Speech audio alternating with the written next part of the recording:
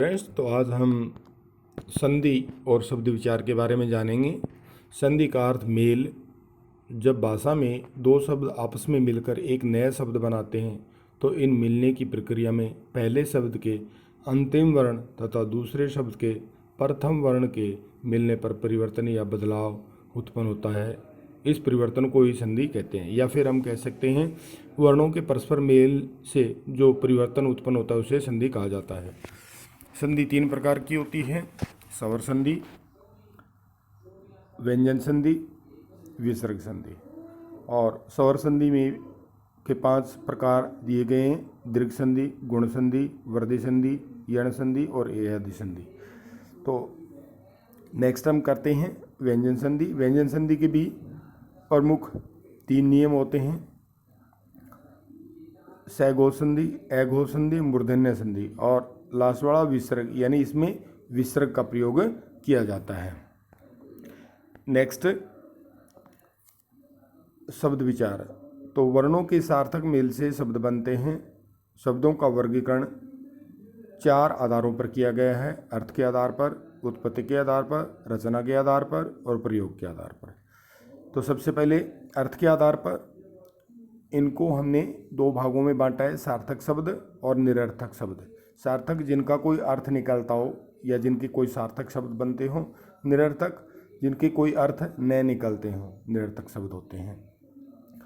उसके बाद में उत्पत्ति के आधार पर इनको हमने 4 भागों में बांटा है: तत्सम शब्द, तद्भव शब्द, देशज शब्द और विदेशी शब्द। तत्सम शब्द वे शब्द जो संस्कृत भाषा से हिंदी में ज्यों के त्यों प्रयोग किए जाते हैं। तद्भव शब्द वे होते हैं जो थोड़ी बहुत बदलाव के बाद में हिंदी में आते हैं। उसके बाद में देशज शब्द जो अपने ही देश में जिनका जन्म हुआ हो। विदेशी शब्द जो विदेशी भाषा से या विदेशों से लिए गए हों। उसके बाद में तीसरा, रचना के आधार पर इनको 3 भागों में बांटा है: रूढ़ शब्द, यौगिक शब्द और योगरूढ़ शब्द।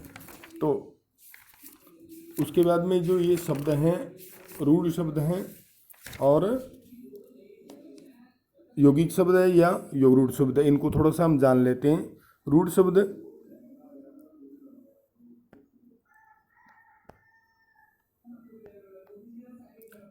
रूढ़ शब्द वे शब्द होते हैं जिनके कोई सार्थक खंड नहीं किए जा सकते। यौगिक शब्द वे होते हैं जो 2 या 2 से अधिक सार्थक खंडों से मिलकर के बने होते हैं। उदाहरण के तौर पे जैसे दुकानदार, प्रयोगशाला, यानी दुकान प्लस दार, दुकानदार, प्रयोग प्लस शाला, प्रयोगशाला, रेल प्लस गाड़ी, रेलगाड़ी। योगरूढ़ शब्द वे शब्द होते हैं जो किसी अर्थ के लिए प्रचलित हों तथा जिनके सार्थक खंड भी किए जा सकें, योगरूढ़ शब्द कहलाते हैं। जैसे ज प्लस ल जलज, नील प्लस कंठ, नीलकंठ, घन प्लस श्याम, घनश्याम। तो ये सारे किस में आएंगे? योगरूढ़ शब्दों में आएंगे। नेक्स्ट है, प्रयोग के आधार पर 4 भागों में बांटा है। पहला है विकारी शब्द और अविकारी शब्द, यानी अविकारी और विकारी को 4 भागों में इनको बांटा है। विकारी में आते हैं संज्ञा, सर्वनाम, विशेषण और क्रिया। अविकारी में क्रिया विशेषण, संबंधबोधक, समुच्चयबोधक और विस्मयादिबोधक। ये सारे आपके शब्द विचार के अंतर्गत आएंगे। तो प्यारे बच्चों, ये आपको इनको ध्यानपूर्वक देखना है क्योंकि ये पाठ का पूरा सार है और आपके लिए परीक्षा के लिए ये उपयोगी होंगे। जय हिंद, जय भारत।